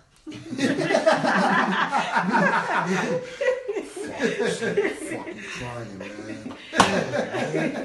I'll be mad about this shit. I'll be like, God damn, man. Hold that shit in, man. You know what I'm saying? So when a lot of people seen the interview and they be like, oh, he cried. Like, Jim is emotional, he cries. And even when he mad, he cries. And so it wasn't, to me, I didn't take it like, oh, he's pointing so hard. He got emotional build-up. And that was that. So now, like I said, that's basically my side of the story as far as business is concerned and how the diplomats got built and how, you know, like I said, you know, I just said this a while ago, but like I said, we all built this diplomat thing together, whether it's fucking Luca. I'm going to start shouting Luca Brasi out more too, because he played a major part. LS Collection on Instagram, LS Collection. J.R. Writer, Uncasa, Hellrell, Jim Jones, Duke the God, Joel Santana. We all built the building, but I had the land. You can't build a building without having the land, babe. So you can try to discredit me as much as you want, and that's fine with me. I'm 40, right? I want to do cool shit when I'm 40. For me, when I do music, it's for fun. It's not to pay my bills. It's not a priority. It's to put an album out because I got to. I'm good, nigga. I'm straight forever. I'm straight. I do music for fun. I'm 40. When you 40, music gotta be for fun. It's a young man's game for rappers, and it ain't too many niggas in their 40s doing it. It ain't too many Jada Kisses. It ain't too many Fabulouses. It ain't too many Jay-Z's. It ain't too many Kanye's who probably about to be 40. Niggas, it's a small group of niggas who sustain shit from their 20s over 3 decades. Kiss is on a 3-decade run. When I say 3, I don't mean 30 years. I mean 90s, 2000s, and 10s. Fab, 90s, 2000. Jay-Z. It's, you know, Eminem. If you know Eminem, don't even be out whenever he want. It's, you know, when you 40, you supposed to be doing cool shit, man. This shit supposed to be for fun. This shit ain't a priority to me. I'm gonna do a couple more albums, couple more mixtapes because I just like to do it. I got trucks, I got 18-wheelers, I got car washes, I got restaurants. This is the shit that 40-year-old niggas should be doing. Cool shit. Polo roll. Whatever mirror juju this shit is. You see this chandelier right here? This is a cool shit, you know what I'm saying? Yeah, Juju on some chandelier shit. She got, it is a chandelier in every fucking room in this fucking house, my nigga. She did a great job decorating this crib, man. I don't even know what you call that shit over, whatever. Every room got a motherfucking chandelier in this motherfucker, man. Like, let's go chandelier shopping, baby. Like, yeah, she on my ass for getting the chandelier. I gotta get a chandelier. I'm supposed to do the new room over there. It's like, I like doing shit like that. Yo, let's go chandelier shopping. Let's go furnish, like, cool shit. Like, let's go, yeah, shit like this. You know what I'm saying? But the whole point is, when you 40, you shouldn't be out here arguing and beefing unless you got to. Don't get me wrong, sometimes lessons not learned in blood are quickly forgotten.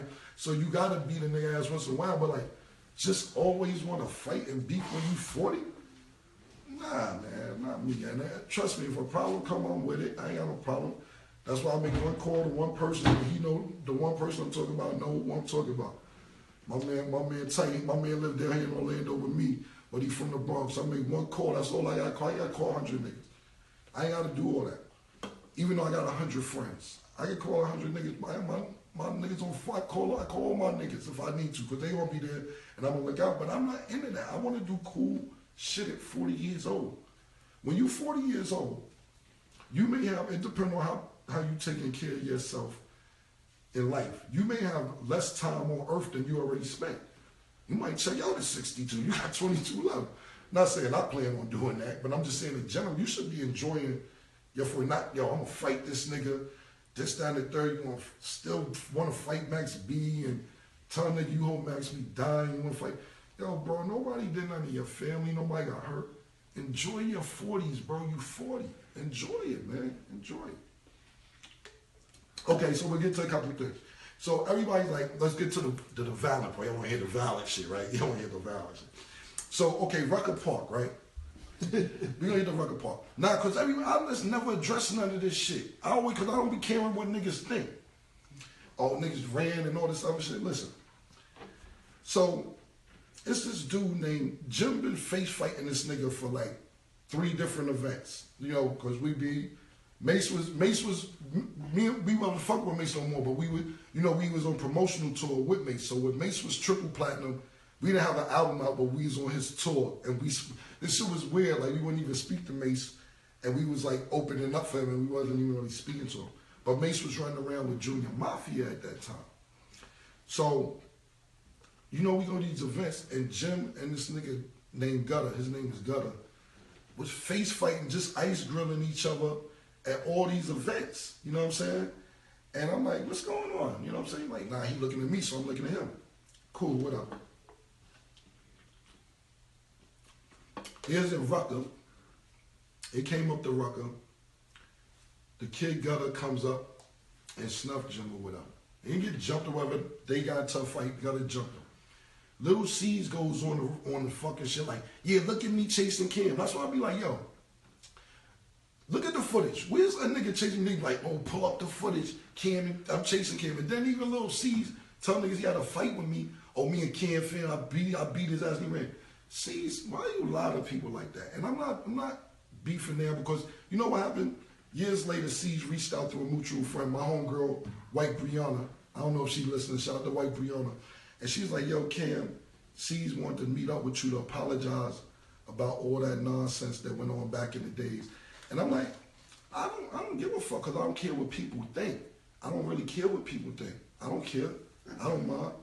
But C's was doing an interview saying he chased me and he beat me up and all this other shit. And I'm like, come on, some little C's. You know, little C's lift weights now, so he might be a little, but back then it's like, come on, C's chased me and beat me up.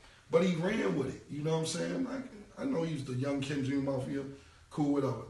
That shit never happened, bro. Jim and Gutter was face fighting. Lil C's ain't never have no fight with me or chase me a motherfucking place. Period. And he called to try to be my friend afterwards. And I'm cool with you. Shout out to C's if he listening or friends listening. Wish him nothing but the best also. I wish you the best. That's that. Now this America's Most Wanted shit, right? So let's get to America's. Jim was saying that, oh, I did this for the crew, I did that for the crew, this, that, and third. I had shootouts for this. No disrespect. I keep saying no disrespect. Who you shot? Who you was shooting? Not dead ass. What gun he had? Not dead serious. Not even joking. Not even joking. Jim never had no guns. Jim never had no guns, B. What happened was this. Before we get to that, I had the guns. Google now. Go. You get a chance. Google Cam gun charge. Just Google it if you get a chance next to another phone. My case will pop up with. Can you quote with the burner, whatever? What happened, baby? My phone ringing. I don't know what's that. My other phone. It won't stop. I'm just trying to turn it off. Fuck with the phone at though. Oh. Hold on. Oh, fuck. This man DC calling, man. You missed the call? Yeah, call back, man. DC call back, man. Damn. He was just asking about that too. Hey, well, Damn, man. DC just, damn, man. I hope he called back. Please call back, man, DC. Somebody motherfucking. Alright, damn, B.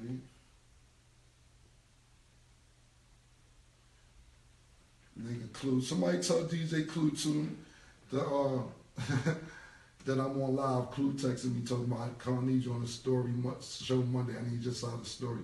Clue, you know you my nigga. I'm telling my side now, man.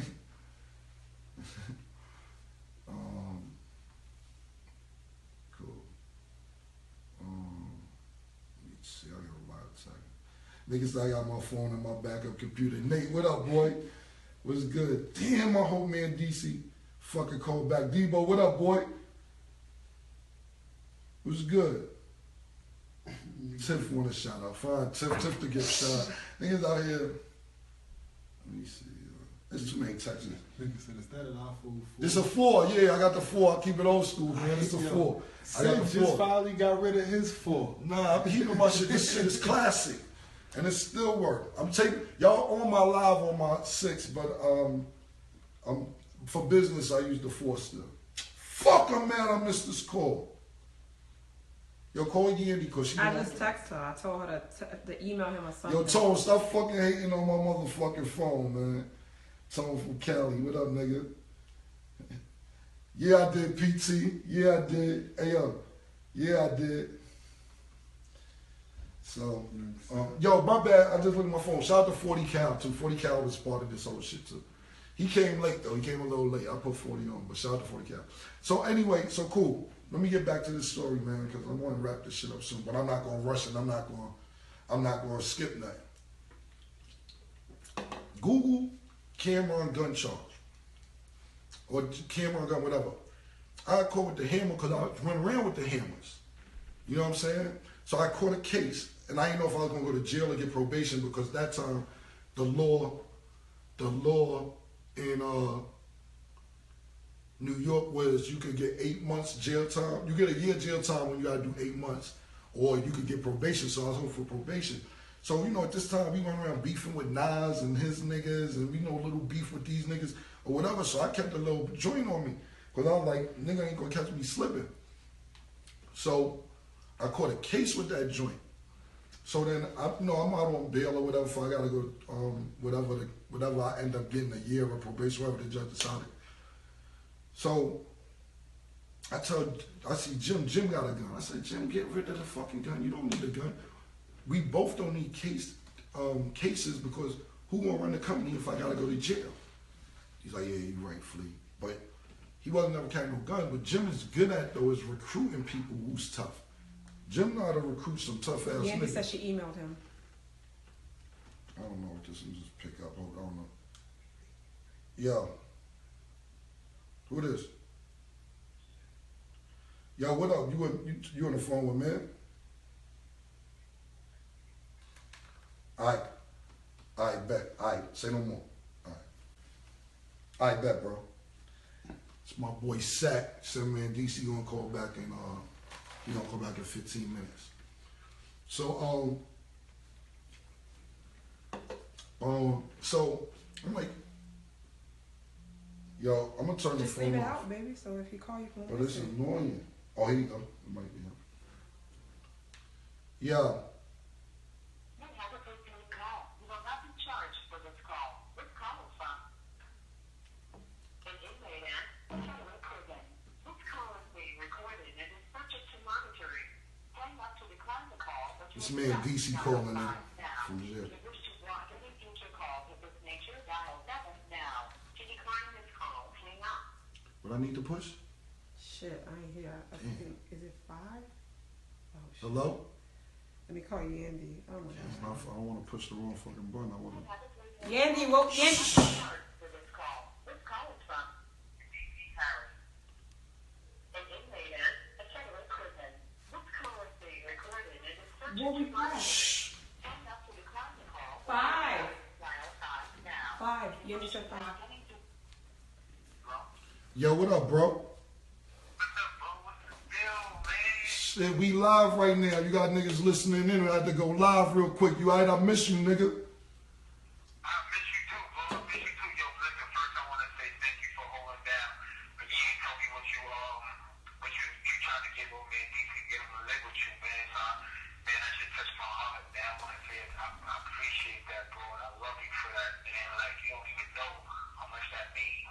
Nah, you already know, bro. You know, everybody ain't, we all end up in different situations, but if I'm able to do for one of my brothers, that ain't about nothing. And if it need to be like that ever again or tomorrow, it's the same situation, man. You know, your son is my son too, man. I love that nigga. Oh, man, that's what's up. Yo, I'm hearing a lot of crazy things going on out there. Killer, what the hell is the deal? So right now, listen, we live on Instagram. It's probably 100,000 niggas listening, but you on speakerphone.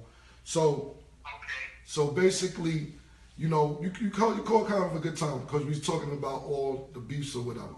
So I was explaining, I'm gonna let the people, you give the people your perception on you and Jim Jones' relationship. I mean, like, we ain't really never have a relationship. You know what I'm saying? Like, he's just like a funny style nigga. Like, so, you know, I kind of fell back from him. Plus, at the end of the day, When you say, not to cut you off, when you say fell back from him, you used to hang out with him. Just tell me what you mean when you say fell back. I ain't never hang out with him. Like, Max B told me he wanted to meet me, and when Max B told me like, yo, he wanted to meet you, yo, come to Miami with him, and whatever the case may be. So I'm figuring, what he want to meet me for? Maybe he want to make some money or something. So when I found out he just wanted to hang out, I was like, nah, you know, that ain't really my speed. I don't hang out like that. Then I met Yan when I went to Miami, and she told me she don't mess with Jim Jones' friends, and that basically ended our relationship right there. Right. So how did you and him get into an altercation? Like, how did y'all two start beefing? Well, it wasn't really a beef because it was like really one side, you know. Right. I was the aggressor.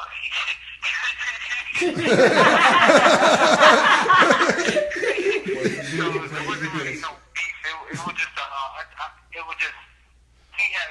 remember me when I went to Miami to meet you when we were shooting that movie, The Percentage? See the thing is this, bro. I know the story, but I want you to. I know everything. I just want people. I know this. You know I know everything. It's just you got 100,000 listeners right now. Just tell your side because you never really get to tell your side. So I went to Miami to meet you to shoot the movie Percentage, and while we down there, they did Miami filming Love and Hip Hop, and while they filming Love and Hip Hop, Chrissy and Yendi got into it, and when they got into it, Chrissy called Jim, and Yendi not knowing, Jim let Chrissy with a whole bunch of girls and niggas to jump her, and you know, so they was all in front of me, Freaky Zeke, Yendi, Jim Bellamy, and I'm getting a phone call like, yo, tell Yendi don't go back to the hotel. They all in front of her hotel looking to jump her. So I go over there by myself. Matter of fact, Zeke go over there, you know, and I'm like, nah, you know, ain't nobody gonna fight. If you wanna fight, fight back in New York, you know, on your front lawn or whatever. But I was trying to diffuse the situation to make sure it was. Hello? Yeah, we hear you. Oh, I thought they hung up on me. So I was trying to diffuse the situation. So long story short, nothing happened, which was cool. We came back to New York. He said he wanted to squash it and make sure that nothing came out of Miami. And then when he came over there to my projects, which the stupid nigga didn't even know that was my projects. He just thought This call is from a federal prison. Hold on, man. Let me just catch everybody up to speed. So basically, Jim and Mandisi had words over Chrissy and Yendi, and basically they was gonna squash it in New York. So Jim goes to Mandisi's projects to go meet him. That's where Mandisi's at in this story right now. right. So when I got over there, he was talking calm at first, and then he just started getting loud. And then when he got loud, it was it. It was over for him. Next thing you know, he was crying and crawling underneath the car and begging to please leave him alone. And then he called Miss Info and told her it was a boxed out robbery. And I was like, robbery? Nobody takes nothing from him. He just ran and jumped on the back of a motorcycle and left his car there, and his pants was falling. He was falling and tripping, and you know, I didn't know he could run that fast. Yo, okay. So basically, he came to your projects. Y'all supposed to squash the beef. The beef ended up not getting squashed. Yeah, he got loud. Like he took his coat off and he was talking loud, and he took his coat off, and I think that's as soon as he took his coat off, that was a mistake he made. I think. I mean, you know what? I don't mean, like he waited 6 years to tell you. That's like 6 years ago. Right. Like I constantly never talked about it because that wasn't something I want to promote. Like I don't get no points out of doing nothing to Jim. He's a civilian. He's not a street guy. Like I don't get no points for that. Like people saying, well, what did I expect? He's a college kid that needs to rap. Like they want him. Right. I don't understand. It's confusing.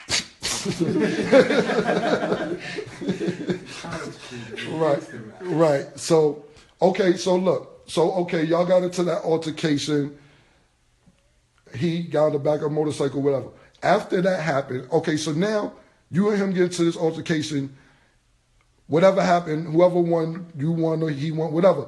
Y'all got beef now. Y'all two niggas got beef after this situation. No, listen, there's no beef. He squashed it. No. Listen, no, man, DC, listen. What I'm saying is, I'm telling you story by story. I'm telling step by step.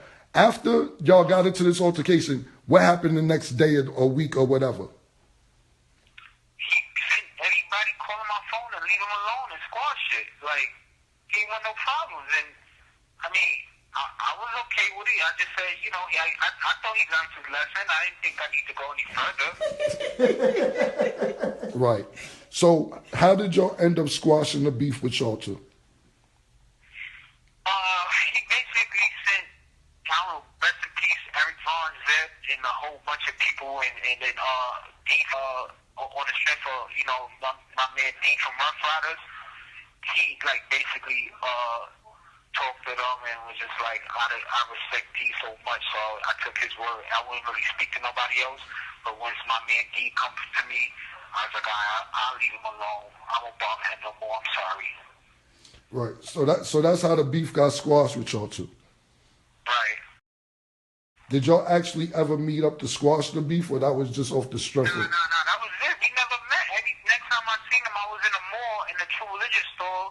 Me and my cousin Dollar, and he just happened to be out there. Next thing you know, he ran out the mall. I ran out the store. Be like, again, why is he always running? All right. So basically, y'all niggas never. It was off D from Rough Riders' word that y'all squashed it, but obviously it wasn't squashed because when he seen you in the mall, he He just took off running.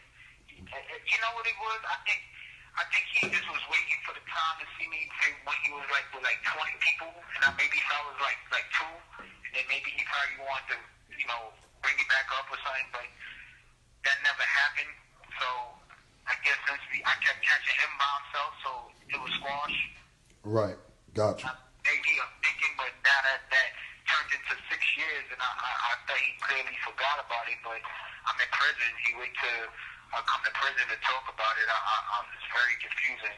But you know what? Ash got that videotape too. I told Ian to get that to send that to you because the whole time he was on the couch crying and shit. Ash was taping him.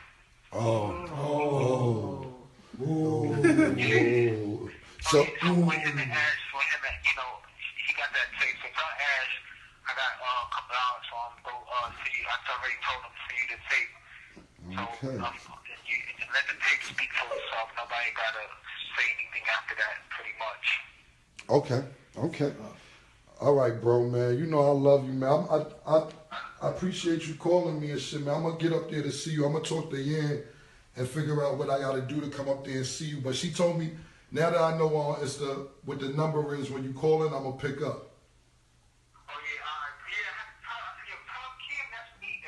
Yeah, I be seeing it. You know, I'll be because if I don't know the number, I'll be picking up.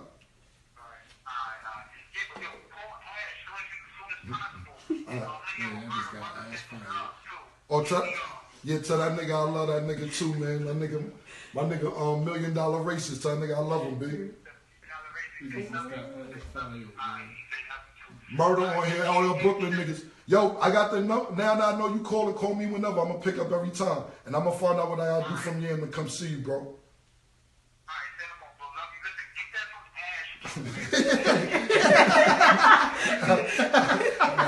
Bro, I'm on it. I promise I'm on it. I promise. Nigga gonna get Ash fired. Like, I love you, bro. All right. Ash gonna get fired, son. So, damn, I ain't know nigga. Niggas got videos. Yeah, that's kind of damn, that shit threw me off a little bit. Shit. So sorry about this. This nigga's, you a sucker, man. This nigga's the street is a sucker, man. So he said they got the videotape of that shit. I ain't know niggas tape that shit. Where I was at? So basically, we had man DC calling because, you know, that was my problem also when before man DC went in. Him and man DC got to this altercation. Maybe just in case you didn't hear man DC, they got to an altercation in Miami. They're supposed to come squash it in New York. Jim comes to man DC's projects to squash it, but they end up arguing it. You know, I'm not gonna go into the details, but it escalated after that because they end up not squashing it. So D from Rough Riders is supposed to squash it between them two. So after that, it's supposed to be no beef. So, you know, cool. I wasn't taking no rights. Like by this time, back to the story. By this time, me and Jim